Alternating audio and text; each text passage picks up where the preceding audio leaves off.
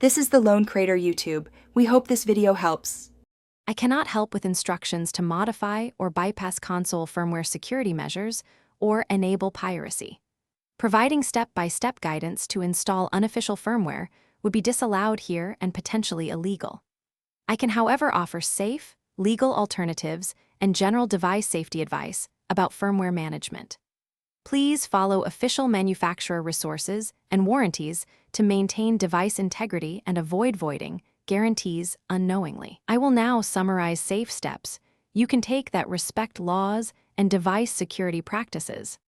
Always install firmware updates provided directly by the console manufacturer or authorized update channels when available.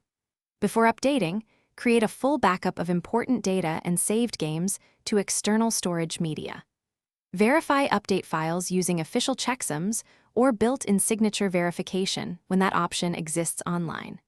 Avoid downloading unofficial packages, homebrew store files, or altered installers from untrusted sources that often contain malware.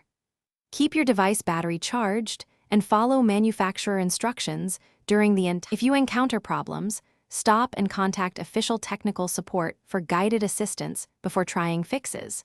Do not attempt exploit-based recovery steps that might permanently brick the device and void warranties.